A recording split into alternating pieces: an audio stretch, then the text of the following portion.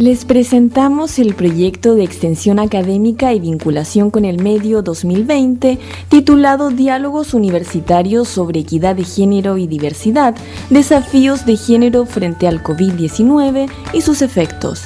En este segundo diálogo, titulado Salud Sexual y Reproductiva, participa como comentarista Jimena Gauché Marchetti, quien es abogada y doctora en Derecho, profesora asociada y subdirectora de Equidad de Género y Diversidad de la Universidad de Concepción. La acompaña como invitada Claudia Dides Castillo, socióloga y magíster en estudios de género de la Universidad de Chile, doctoranda en Educación y Sociedad de la Universidad de Barcelona, feminista. Hola, un saludo cordial a cada una y cada uno de ustedes que nos acompaña hoy en estos diálogos universitarios sobre equidad de género y diversidad, desafíos de género frente a la COVID-19 y sus efectos. En este diálogo nos acompaña la especialista Claudia Dides Castillo. Claudia es socióloga de la Universidad de Chile, magíster en estudios de género por la misma universidad, doctoranda en Educación y Sociedad por la Universidad de Barcelona y exdirectora del programa de género de la Flaxo entre el 2004 y 2011, entre muchos otros títulos y muchas otras experiencias y trayectorias que podríamos compartir de Claudia, dado su reconocido trabajo en la temática de salud sexual y reproductiva, que es la que nos convoca hoy. Además, como ella misma lo dice, y seguramente lo podremos comentar durante el desarrollo del diálogo, se califica como una feminista. Así es que muy bienvenida, Claudia, a este espacio Diálogos Universitarios sobre Equidad de Género y Diversidad de la Universidad de Concepción. Agradecemos tu participación y esperamos que esta sea una buena instancia para conversar sobre un tema que evidentemente tiene un tremendo impacto e importancia hoy día en función de lo que estamos viviendo a propósito de la COVID. Hola, buenos días. Gracias, Jimena, por la invitación y, por supuesto, a la Universidad de Concepción. Creo que es un diálogo que nos interesa a todos, poder conversar sobre lo que está afectando a nuestro país y, en particular, sobre la situación de COVID, ¿no? Del coronavirus, este coronavirus 19 que nos tiene con noticias tan impactantes a diario. Principalmente a toda la población chilena, pero también en particular a las mujeres que habitan nuestro territorio, que estamos viviendo situaciones muy dramáticas y violentas al mismo tiempo. Súper. Muchas gracias, Claudia, entonces nuevamente por acompañarnos y justamente para introducir esta conversación queríamos poner en contexto algo que parece evidente e incluso diríamos ni siquiera necesita dar prueba o darse prueba de ello, que es efectivamente los efectos diferenciados que la COVID-19 está produciendo en temáticas de género, afectando de forma particular a mujeres, sabemos a niñas, adolescentes y también a las personas que desafían el binario sexual, por cierto.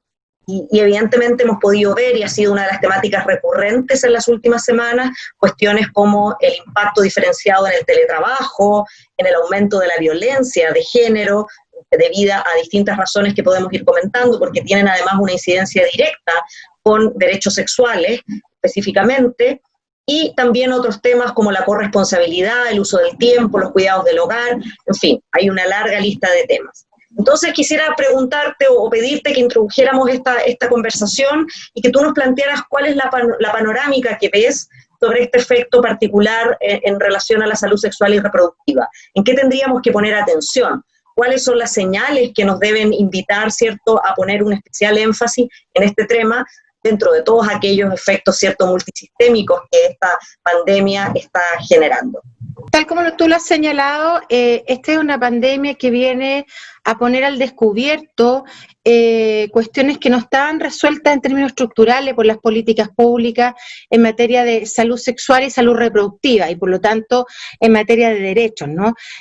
Yo creo que la pandemia en general, lo que nos ha pasado en Chile, más allá de lo particular de salud sexual y reproductiva y bueno, y disidencias, ¿no?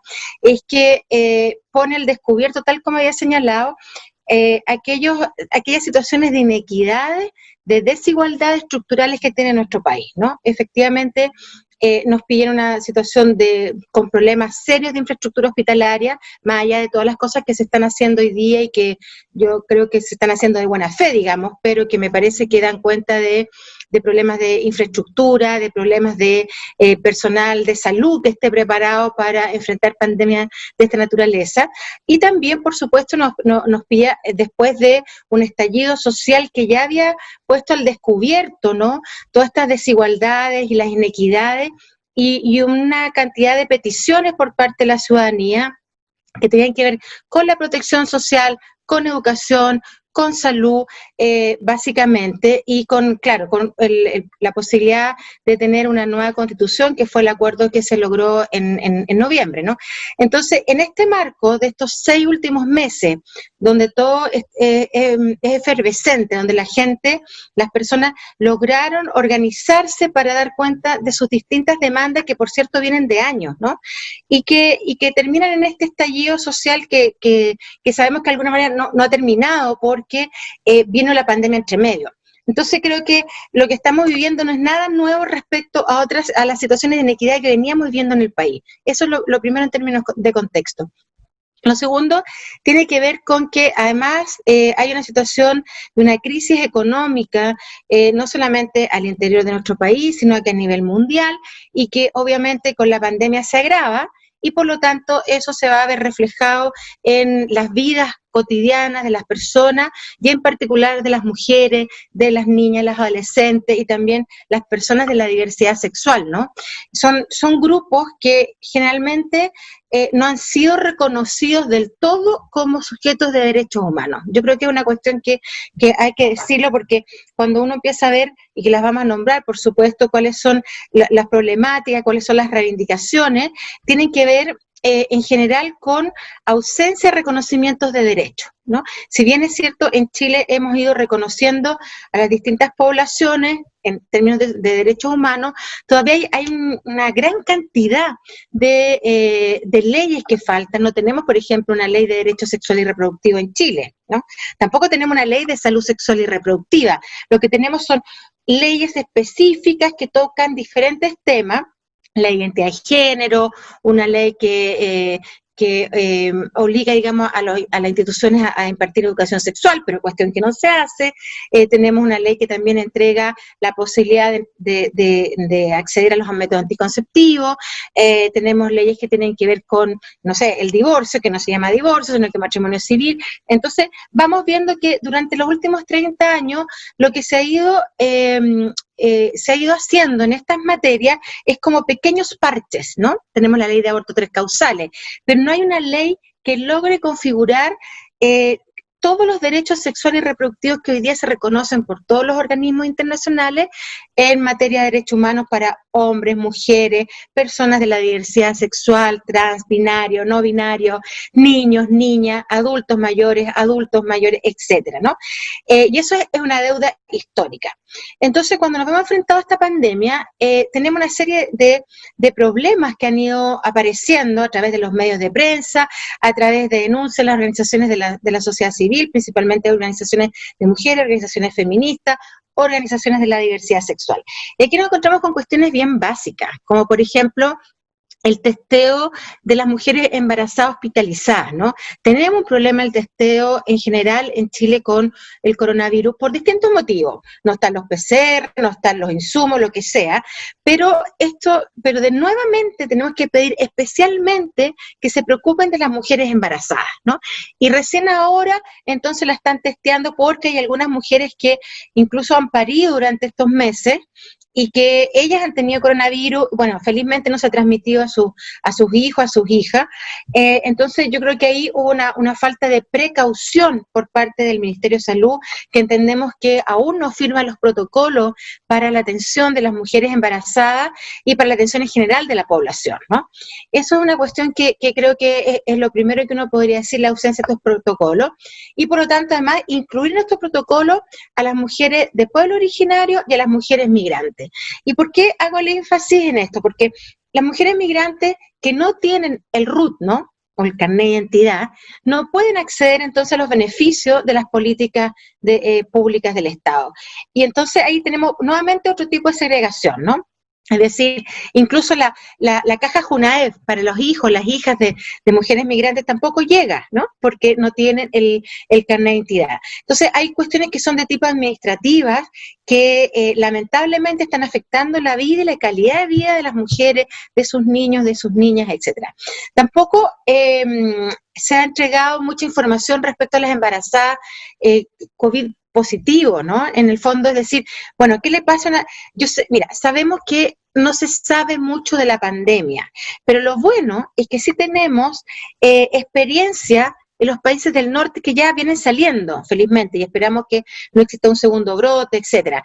Por lo tanto, sí hay experiencia, sí hay algún tipo de información que se podría entregar de manera más ordenada, incluso más sistematizada a la población, ¿no? ¿Qué significa, por ejemplo, ser una embarazada con COVID positivo? ¿Cuáles son los resguardos que tengo que tener? ¿Dónde tengo que estar? Ese tipo de cosas no han sido entregadas por el gobierno de manera sistemática. Hay otro tema que se relaciona con la entrega de los anticonceptivos, ¿no? En general, y que nosotros tenemos una norma de regulación de la fertilidad que indica qué tipo de anticonceptivos, cuándo, dónde, en qué circunstancias, se hace bien para esta persona, una mujer que tiene tal o cual dolencia, etcétera. Hay unas normas, y esas normas hay que hacerlas efectivas. Porque evidentemente hoy día lo que tenemos es que las personas tampoco están acudiendo a los consultorios porque claro, hay miedo a contagiarse con el COVID y por lo tanto vamos a tener una población de mujeres que no van a usar anticonceptivos. Fíjate que de la población de mujeres en edad fértil son alrededor de 3 millones, más o menos, ¿no? Pero de esos 3 millones hay solamente 1.800.000 que están en control. Y entonces tenemos un grupo de mujeres que no están en control y que usan o anticonceptivos que compran en la farmacia o a veces usan condón, no lo sabemos, un mundo sin datos, sin registro. Entonces, si ya tenemos ese grupo poblacional que no usa métodos anticonceptivos y por lo tanto se tiene consecuencias en otro tipo de cosas, embarazos adolescentes que no son deseados o abortos también que tengan que hacerse las mujeres, por lo tanto y como no tenemos abortos libres en Chile, entonces por lo tanto hay situaciones de clandestinidad que ponen en riesgo la vida y la salud de las mujeres. Y en ese sentido, preguntarse una cuestión tan básica, ¿cómo le hacemos llegar los anticonceptivos a las mujeres? ¿Cómo les hacemos llegar las terapias hormonales a las mujeres que están en edad de climaterio? Y, por ejemplo, las cajas de alimento, más allá de las críticas de todas las cosas que han habido más de tipo administrativo, las cajas de alimentos no contienen elementos que se relacionan con la salud sexual y la salud reproductiva de las mujeres. Desde ausencia de toallitas higiénicas, como si las mujeres no menstruáramos, por lo tanto no son parte de lo que se compra mensualmente en una casa, o por ejemplo destinar esas cajas u otra caja que puedan mandar los consultorios con los métodos anticonceptivos, las terapias hormonales, también las terapias hormonales para las personas trans que están haciendo su tránsito, que están en diferentes tipos de tratamiento, también tenemos problemas serios. Y un tercer problema que tiene que ver con la entrega de medicamentos, tiene que ver con los medicamentos antirretrovirales, ¿no? Que son los que utilizan las personas viviendo con VIH, y que ahí hay dos cuestiones que son importantes de dilucidar.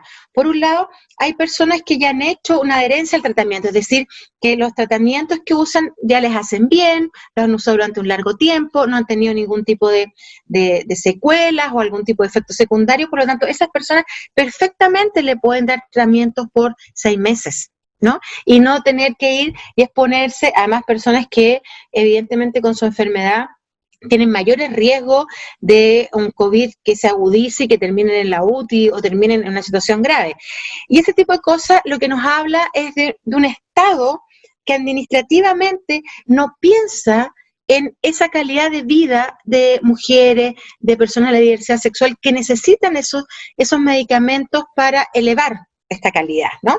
Y que por lo tanto ahí se está vulnerando un derecho humano, obviamente, que es la entrega de estos métodos anticonceptivos o también de los antirretrovirales o las terapias hormonales. Entonces yo creo que eso es importante considerarlo, sobre todo en el marco de todo tipo de catástrofes, no necesariamente en el marco de un COVID, ¿no? O de esta pandemia, sino que nosotros somos un país que está constantemente con riesgos de catástrofe, incendios, terremoto, tsunami y quién sabe qué otro tipo de catástrofe a propósito de los cambios climáticos. Por lo tanto, tenemos que tener y pensar en una ley, que es lo que estamos tratando de buscar en el Parlamento, una ley de catástrofe que regule obviamente todo este tipo de catástrofes, pero con un enfoque de género, porque hoy día no lo tenemos, ¿no? No hay enfoque de género.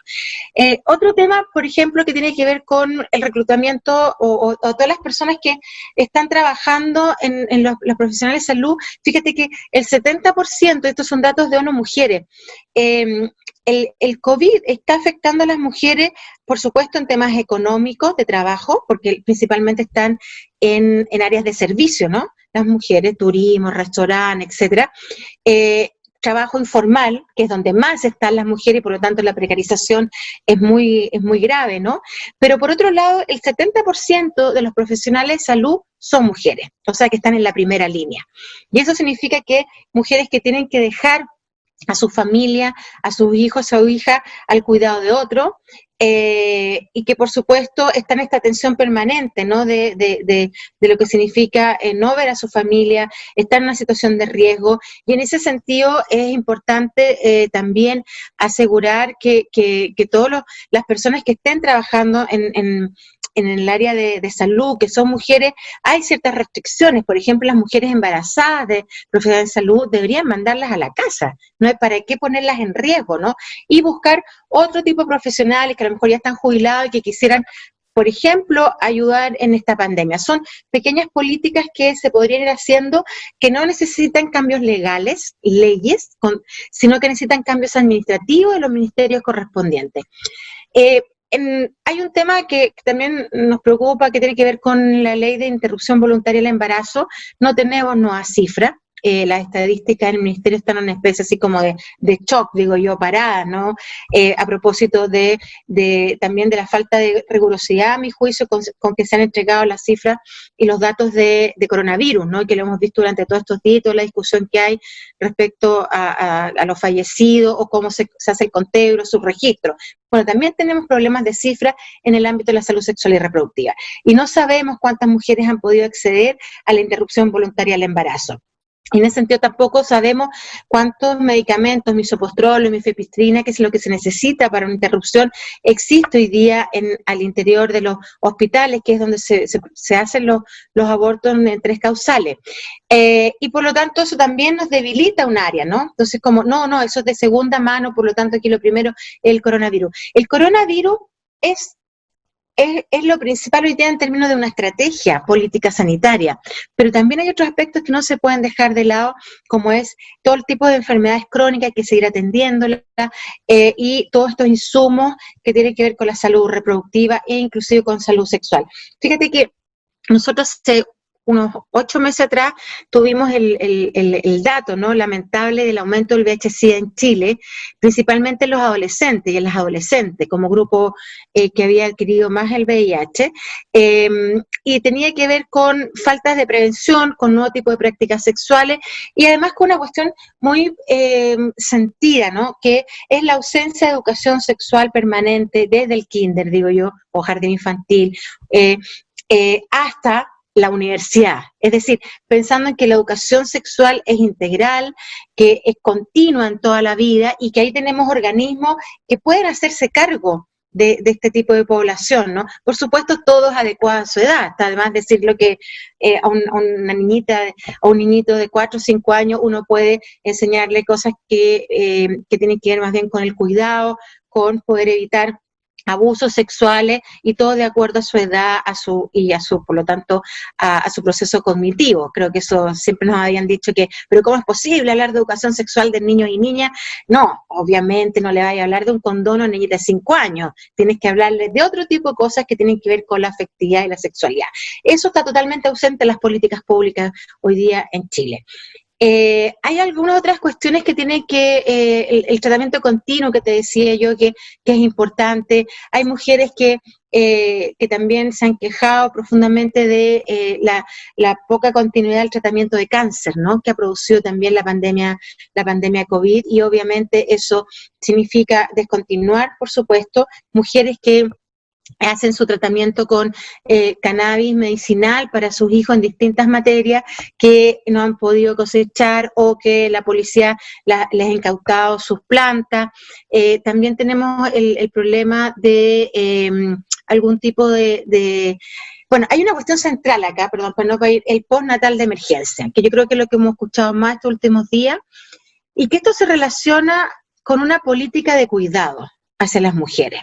Y a mí ahí me llama mucho la atención que estando totalmente seguros de lo que significa un postnatal de emergencia, de que eso va a ayudar en la calidad de vida de las mujeres porque no pueden efectuar teletrabajo en la casa, estando con sus hijos, no es que no quieran trabajar, como incluso algunos políticos y políticas lo han tratado de decir, sino que lo que pasa, y hay que decirlo muy claramente, es que los jardines infantiles están cerrados por pandemia. Entonces, ¿dónde voy a dejar a mi guagua? Y además si no tengo redes, y además si tengo que dejarla con mi mamá, con mi papá, que son mayores de edad, entonces los voy a exponer. Y el tema del postnatal, fíjate que estudiando durante esta última semana, no es un problema de dinero, es un problema de voluntad política, porque efectivamente en el presupuesto nacional hay un ítem que puede ser destinado para eso. Fíjate que Chile, en ese sentido, la pandemia nos pilla en una situación económica, a pesar de la crisis y el decrecimiento económico, pero nosotros tenemos ahorros. ¿Y los ahorros cuándo se usan? ¿No? En términos generales. Uno usa los ahorros o para dar cuenta de algún deseo, algo que yo quiero hacer y no lo pude hacer durante tanto tiempo y ahorré mi plata, por ejemplo, para viajar. O uso los ahorros cuando tengo una emergencia, ¿no? Y en este caso, Chile tiene una emergencia y por lo tanto no se entiende que no usemos ahorro o que no nos endeudemos con el FMI y después se verá cómo se paga, porque aquí lo que estamos poniendo obviamente en una situación cada día de más carencia es a la población en general, ¿no? Yo diría además que hay otra cuestión que es bien importante que tiene que ver con el tema de los permisos de la enfermedad del niño grave, ¿no?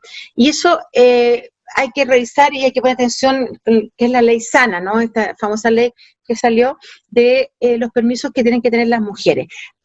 Una cuestión más que se suma es las mujeres cuidadoras. Yo creo que si hay una de las cosas que tenemos en deuda es un sueldo para todas las mujeres cuidadoras que hay en las casas, que cuidan a personas enfermas de tercera edad, que cuidan a sus hijos, a sus hijas, porque eso significa darle un valor a la reproducción, ¿no? Y el valor, asignarle un valor económico significa entonces reconocer que las mujeres trabajan en estos aspectos, ¿no?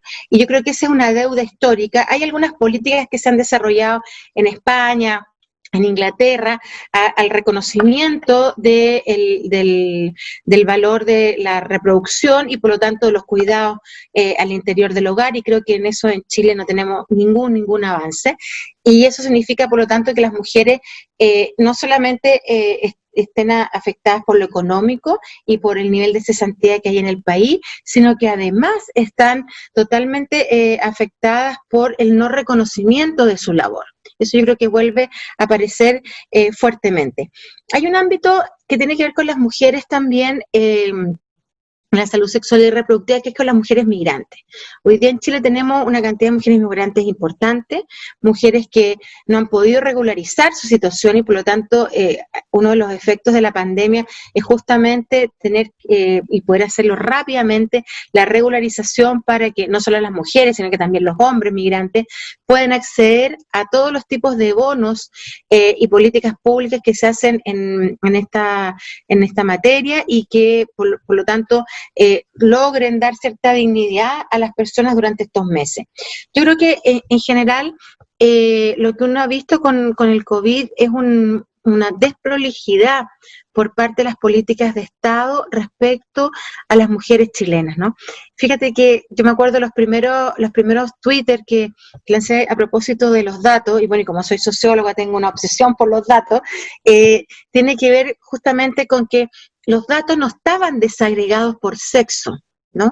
Y uno dice, a ver, somos un país que contamos con muchos espacios donde se llevan las estadísticas, donde se hacen conteos. Claro, está bien, tuvimos problemas con el censo, pero yo me imagino que ya eso está más o menos solucionado, pero cuando uno va a buscar datos a los distintos organismos del Estado, todavía encontramos que no están desagregados por sexo. Entonces, ¿qué hemos tenido en el último tiempo? Que las mujeres se enferman más de COVID que los hombres. Pero los hombres llegan mucho más a los hospitales en situación crítica, ¿no? Y por lo tanto se mueren más hombres que mujeres. Y seguramente el mundo de la ciencia, los investigadores van a tener algún tipo de resultado para decirnos, bueno, el por qué esto afecta a hombres y a mujeres de manera distinta. Ahora, eso también se puede relacionar respecto a que en general las mujeres vivimos más que los hombres, no sé, ahí son hipótesis que seguramente van a trabajar los expertos y que nos darán algún tipo de resultado más adelante, pero yo creo que lo importante de esto es ser capaz de ir mirando cada uno de los detalles, ¿no? Porque en los detalles se nos va la vida, en los detalles se nos va la dignidad, en los detalles se nos va la ausencia de reconocimiento de derechos humanos, ¿no? Entonces, cuando las mujeres, por ejemplo, adultas mayores, entran en estados de salud mental, de depresión, de mucha tristeza, mucha angustia, la pregunta es, entonces, ¿qué está haciendo no solamente el Ministerio de la Mujer, sino que qué está haciendo el Servicio Nacional de Adultos Mayores? Y ahí yo soy bastante crítica porque digo, bueno, no solo se trata de pasearlos por todo Chile, porque efectivamente ser adulto o adulta mayor hoy día en nuestro país significa que puedes tener otros roles distintos al hecho de sentirse la señora jubilada que no quiere trabajar nunca más.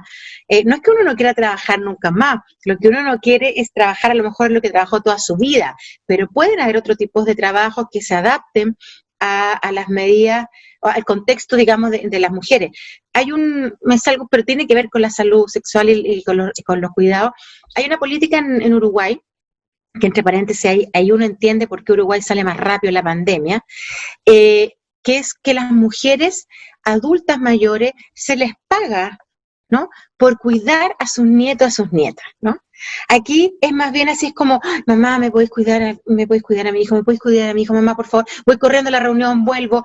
Entonces, ese nivel de estrés que vivimos las mujeres que habitamos el territorio nacional, por lo menos en Uruguay es un tema que se está resolviendo. ¿Y por qué? Porque entonces le das un valor económico y le asignas un valor a un cuidado. Y en este caso las mujeres, obviamente adultas mayores, sienten que están haciendo algo que es valorizado, ¿no? Yo siempre recuerdo cuando hago mis clases decir que en algún momento en el diario El Mercurio, hace mucho tiempo atrás, salió un artículo valorizando todo lo que hacían las mujeres al interior del hogar, ¿no? Comidas, cuidados de salud, planchado, lavandería, aseo. Bueno, el costo, si uno lo llevaba fuera de la casa y pagaba por cada una de esas acciones de trabajo, el costo era alrededor de 3 millones de pesos, ¿no? Eso es lo que costaría mantener una casa en general. El costo, digamos, la asignación del trabajo en la casa, el trabajo al interior del hogar. Y en ese sentido creo que aún estamos al debe, digamos, con valorizar. Y lo que nos pasa con esta pandemia es que entonces aparecen todas las inequidades. Todas. Aparece fuertemente la inequidad en los trabajos y la precarización del trabajo, y que la mayoría de las mujeres trabajan informalmente o trabajan en horario y por lo tanto no tienen contratos, y la angustia entonces ayuda a que sigamos siendo uno de los países con mayor cantidad de depresión en mujeres, que ha aumentado estos días. Fíjate que el otro día conversaba con una amiga médica y ellos tenían la impresión, no tienen el dato duro, pero es cosa vamos a tratar de pedirlo, de que el aumento de antidepresivos y ansiolíticos durante estos 3 meses ha sido brutal. Y yo estoy segura, aquí pongo una hipótesis, de que ha sido el aumento mucho más fuerte en las mujeres que en los hombres, ¿no? Y eso, y todo esto lo que nos lleva a pensar es que efectivamente si nosotros tuviéramos un Estado que reconociera los derechos sexuales y reproductivos como derechos legítimos y como parte de los derechos humanos, todo este tipo de falencias que se ven en el marco de la salud sexual y reproductiva, podríamos tener menos problemas, ¿no? Fíjate que la educación sexual desaparece todo este año, porque es evidente que el mundo docente está preocupado, y no es una crítica a ellos, por supuesto, de poder impartir las materias que corresponde en una situación muy desigual para los niños y las niñas, de acuerdo a su situación económica, ¿no? Sí, es decir, si tienen acceso o no a Internet, si tienen el computador o no tienen el computador en su casa, lo que significa hoy día hacer educación a distancia. Ahí también yo creo que seguramente van a haber estudiosas, investigadoras que van a mirar cómo fue esta pandemia y cómo afectó a niños y a niñas de manera diferente. Hay otro ámbito que tiene que ver con el trabajo territorial. El trabajo territorial, y que yo creo que se relaciona también con lo que ha pasado con el estallido social, es que justamente las que se hacen cargo de las ollas comunes, ¿no? Hay ahí algo impregnado en términos generacional. Ollas comunes no se veían así en términos masivos, yo diría que en la década de los 80, ¿no? Finales de los 80.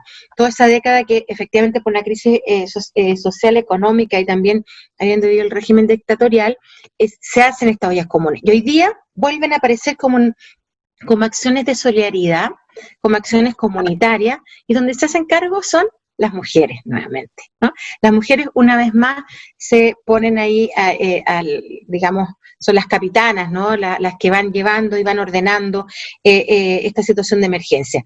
Entonces, esas mujeres también tienen efectos en términos de salud, y también en términos de salud sexual y reproductiva.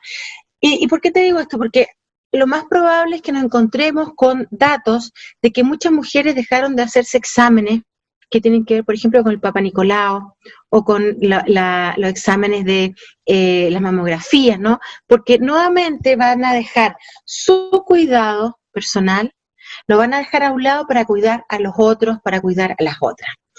Y eso, para poder darnos cuenta de eso, necesitamos un Estado que pueda mirar las políticas públicas con enfoque de género, que pueda darse cuenta de lo que está ocurriendo con las mujeres, que pueda valorizar la atención primaria de salud como una atención que su objetivo es más de prevención que de solución específica, ¿no? Y vemos ahora que el Ministerio de Salud recién hace una semana o 2 semanas está incluyendo a la atención primaria. Yo creo que estamos en una situación grave, compleja para las mujeres. Hay muchas mujeres que hoy día están en una situación económica deplorable. Hay muchas mujeres trans también que se han visto afectadas porque no logran encontrar trabajo, ¿no? por su orientación, por su identidad de género, que han tenido problemas con la cédula al cambiar su nombre, y eso se ha atrasado, ¿no? Y que por lo tanto no han podido acceder a las fichas de protección social para poder acceder nuevamente a todos los bonos y todas las protecciones que pueda dar el Estado, que pueda dar el gobierno. Entonces, yo diría que eso en términos generales, digamos, lo que está pasando con la pandemia, y que obviamente un último tema tiene que ver con la falta de información, con campañas específicas en salud sexual, en salud reproductiva. ¿Cómo me puedo cuidar en ese ámbito? ¿Qué pasa si tengo una infección de transmisión sexual? ¿A dónde recurro? ¿Cómo voy al consultorio? ¿No me atrevo a salir? ¿Qué hago? Y sabiendo que la sífilis, por ejemplo, ha aumentado muy fuerte hoy día en Chile, ¿no? En grupos etarios de niñas, o sea, de adolescentes, y también de personas jóvenes. Entonces, yo diría que principalmente, yo espero que esta semana exista el postnatal de emergencia, que es para un grupo muy importante de mujeres en Chile. Hoy día ya hay mujeres que están dejando de tener el postnatal y teniendo que volver a trabajar. Espero que los anticonceptivos lleguen a los hogares, de todas maneras. Espero que puedan haber políticas que sean mucho más sensibles a la vida cotidiana de las mujeres, y a todos los tipos de mujeres, que eso es importante también. Claudia, te agradezco enormemente, creo que nos has hecho una radiografía notable, efectivamente poniendo en evidencia esos efectos diferenciados en la salud sexual y reproductiva, y fíjate que yo quisiera comentar particularmente 2 cosas que me parecen sumamente relevantes. Es el tema, por un lado, de la educación sexual. ¿ya? Que es una tremenda deuda en Chile, y por el otro lado, lo que tú planteabas ahora al final, que tiene que ver con esta falta de mirada interseccional, digámoslo así, o esta falta de mirada de las distintas circunstancias en que están las mujeres, que nos lleva, por cierto, a que debamos hablar así, las mujeres.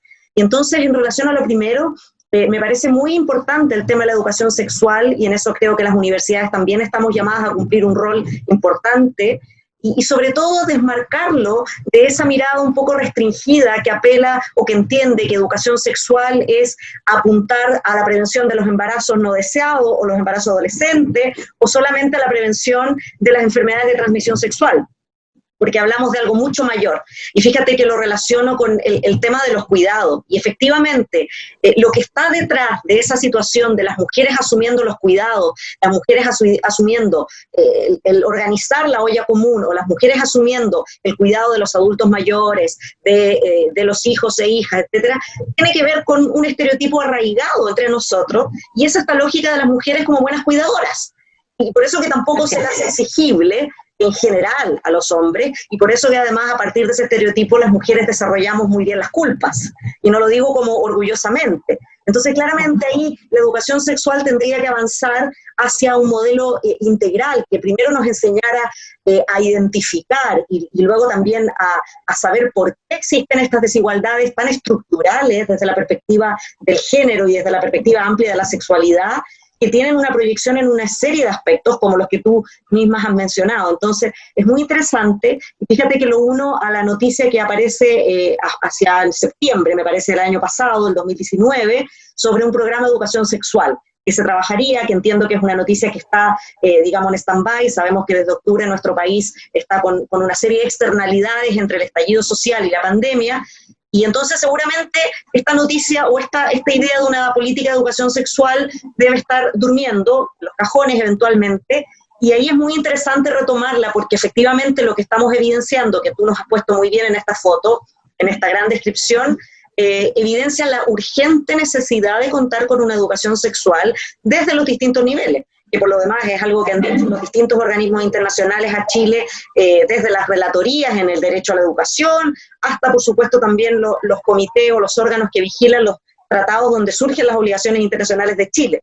Entonces, me parece que eso es muy interesante. Y la segunda idea que quería comentar era esto último, que efectivamente hay que mirar la realidad de las mujeres o de las personas en general, no de forma aislada. Las personas no viven, no sufren la discriminación estructural en abstracto, y a veces eso se nos olvida. Entonces me parece muy interesante relevar esto que tú has puesto, por ejemplo, la salud sexual de las mujeres trans, ¿ya? O la salud sexual de las mujeres migrantes, que evidentemente en ellas se cruzan una serie de condicionantes donde la base ya es ser mujer, que te ponen digamos, en el pie de esta histórica situación de desigualdad en el acceso a los recursos, a las oportunidades, a los derechos, a todo aquello que en general desarrollamos en la vida, en nuestras relaciones humanas.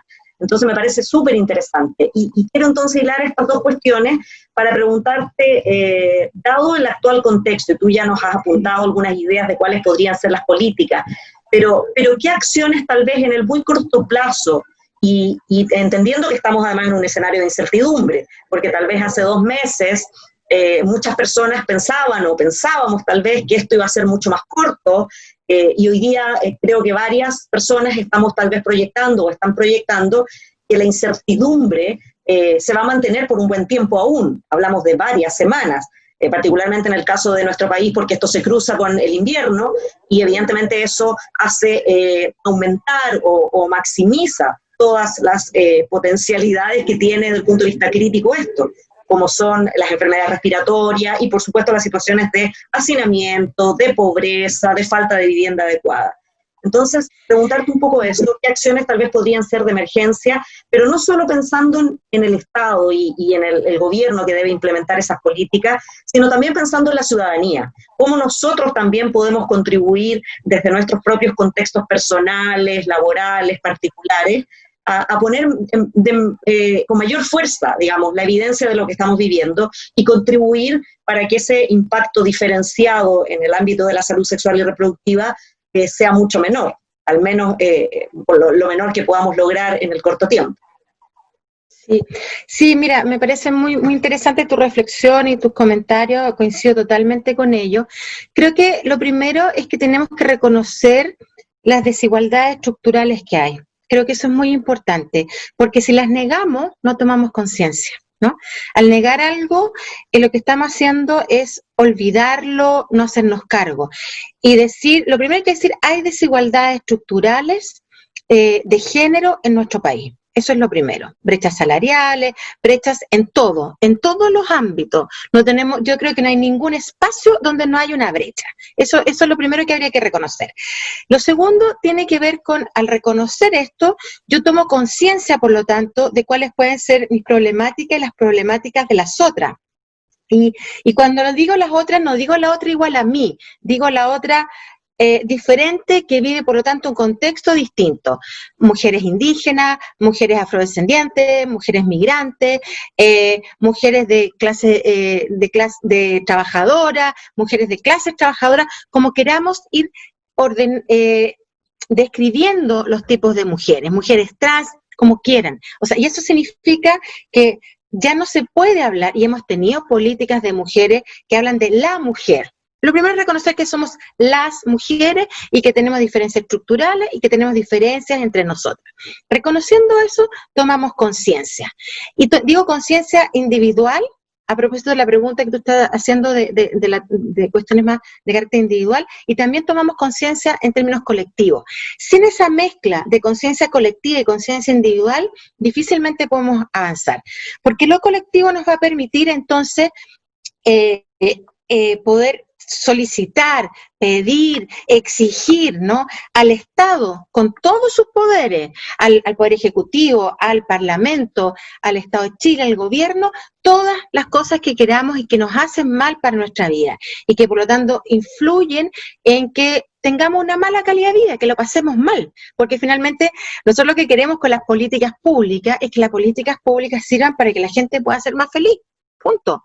Si uno finalmente, si uno lo mira, ¿cuál es el fin último? Que la gente pueda ser feliz. Y en este caso las mujeres no estamos siendo felices. Entonces, tomar esta conciencia colectiva, organizarse, por supuesto, hacer los petitorios, exigir distintas medidas que son de carácter administrativo, medidas que van específicamente hacia los ministerios, hacia los servicios, a las municipalidades, ¿no?, que también yo creo que han tenido un rol bastante importante como primera línea en esta pandemia. Juntarse. Cuando uno se junta, uno logra escuchar a las otras y logra armar un grupo de peticiones que les hacen sentido. Y eso yo creo que es muy importante. Pero también hay una cuestión que tiene que ver con la conciencia individual. Y a mí me parece que la conciencia individual tiene que ver con cómo yo me instalo ante el mundo, y que, claro, que tampoco me sienta responsable de todos los otros y vaya con esa carga de que si no salvo al mundo, entonces, pucha, soy una mala mamá, soy una mala amiga, soy una mala amante, soy una mala... Y empieza todos estos estereotipos de género que aparecen, por lo tanto, en las relaciones que vamos estableciendo con el mundo, ¿no?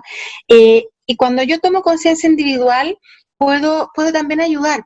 Si las mujeres, y aquí lo digo en términos de la violencia, que es una característica y que no lo había dicho en la descripción general, el nivel de violencia que están viviendo las mujeres hoy día, violencia de todo tipo, ¿no?, económica, psicológica, hay violaciones correctivas incluso con mujeres lesbianas, ¿no?, que se tienen que quedar confinadas en sus casas con agresores, y en esta idea de no reconocer los distintos tipos de orientación, entonces, bueno, vamos a corregir esta conducta. Tenemos casos de eso.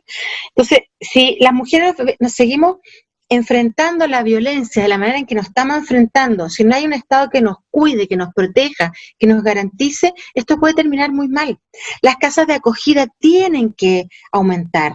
Las casas de acogida para el mundo LGTBI, más, queer, todo el mundo, ¿no?, con todos los tipos de características, tienen que haber casas de acogida especiales para mujeres de todas las edades, para hombres, para lo que quieran, de todas las edades. Eso no lo tenemos hoy día. Fíjate que las casas de acogida no reciben a una mujer con un hijo de 21 o 22 años, porque ya es mayor de edad.